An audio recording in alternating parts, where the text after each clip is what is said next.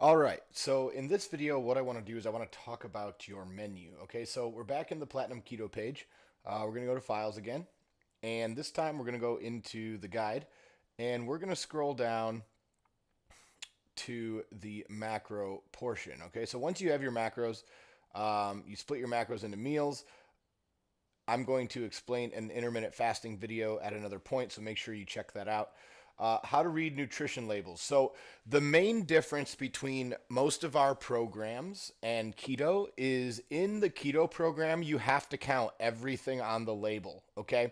You don't just count protein, fat, or carb. You have to count everything once you get your macros. So this is where it becomes very, very important, okay? I'm going to teach you a couple things. First, what is an impact carb? Okay, so remember, we have to stay below 20 grams of impact carbs per day and 39 or 34 total carbs per day. Okay, so here's the deal. If you look at strawberries, right, strawberries have 20 grams of carbs and 3 grams of fiber. So we would go 20 minus 3 equals 17 impact carbs in 1 cup of strawberries. So could you get away with having a cup of strawberries? Technically, yeah, you could, but here's the deal. That would leave you 3 grams of carbs to get a bunch of veggies in, green veggies that are going to really help you stay in ketosis and keep your body regular and get that fiber intake up, okay? So we included in the list, if you look at the list, there's a lot of different things on here. There's berries, there's a lot of stuff, but in all reality, you probably won't be eating many fruits or berries. The only reason we included this is because avocado's on there, and realistically, here's the deal, is these are really low carb option veggies or fruits and berries. Okay, these are really your lowest carb. So a lot of people will always ask me, what's a good low carb berry? These are the best ones. Okay, so make sure that you take a look at that. You probably won't be eating them a lot though. Okay. Now, what I did was I pulled up 3 labels. So, Smucker's natural peanut butter. Okay, if this is the front, this is the back. So if we're just getting the natural creamy peanut butter from Smucker's, if you look at the back, there's 16 grams of fat in 2 tablespoons, right? Here's the serving size, 2 tablespoons. You're probably going to need a food scale to measure everything out. I would recommend getting one of those, okay?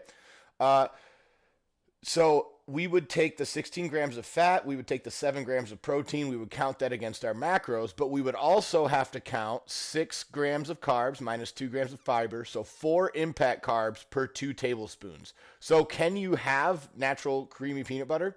Yes, but as you can see, you're not going to be able to have peanut butter for every meal because you're going to run over your carb amount, and we can't do that. Okay, so please be aware that the biggest thing that you're going to need to do is count everything on the back of the label, protein, carb, and fat. Okay, you have to take that away from your macros. So what I would recommend doing when you're making your sample menu, which we have one at the very, very bottom of our program, right? There's a sample menu here, is I would recommend not using a ton of nut butter and being very, very careful when you make it. What I would do if I were you, because we're eating in an 8-hour window, and I'll explain that in the intermittent fasting video, is I would recommend doing 3 meals where you count everything and then make your last meal a protein shake and do what we call a dumpster shake. So whatever remaining macros you have at the end of the day, I would recommend dumping them into a shake and eating them that way. That would be the best way to do it, in my opinion. Okay, so menu plan for 3 meals, and then have your 4th one be your extra protein, extra fat. If you have some extra carbs left, maybe throw some veggies or a little bit of fruit or whatever you have left over for your carbs. Throw that into your dumpster shake, but we have to stay within our carb count.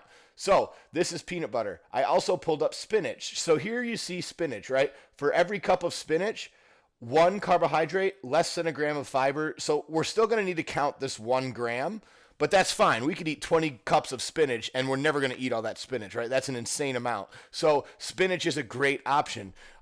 So there is no free veggie list this time, okay? There is no such thing as nothing counts. So when you're going through the veggies, you have to count the carbs minus the fiber and it always has to count for a minimum of 1, okay? Even if it says there's 1 gram of fiber to 1 gram of carb, it doesn't mean that it's carb free. You still have to count that gram, even though it would technically be 0. We don't want to go above our intake. Be very, very careful with the carb intake. If you go over the carb intake, this is what will kick you out of ketosis, because your body will recognize the carbohydrates as a sufficient fat source. So please be aware of that. Last one I pulled up is a salmon fillet.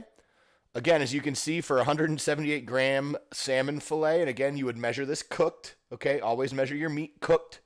It would have 39 grams of protein, 22 grams of fat, no carbs. So we're good on the carbs here, but we're going to have to count a lot of fat and a lot of protein out of our macros. This is why salmon is a staple for a lot of people who do keto, because it's got great fats, it's got a lot of fats, and it's got a ton of protein. So a lot of people will use salmon when they do keto, because it's such a great fish as far as a ketosis fish, and being really optimized for a keto diet. So that would be a good one and a good example there.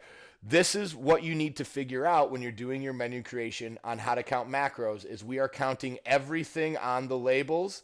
This is going to be the part that really you're going to have to learn. If you're not used to counting labels, let us know. If you need help when you're doing your menu, post the menu that you have so far and let us help you make sure that you're on the right track. Even if you want to bring it in and talk with the training staff before you start, talk with Chris, talk with Sandy, or post it in the Facebook group to ask for recommendations, or if you're on the right track, I would totally recommend doing that, just to make sure that everything looks good and you get that stamp of approval, because this is the part that's going to kick you out of ketosis and ruin your results. You cannot have too many carbs on a keto diet, or you're not going to be in ketosis. This is the key. I hope this video helped you when you're picking out foods and creating your menu.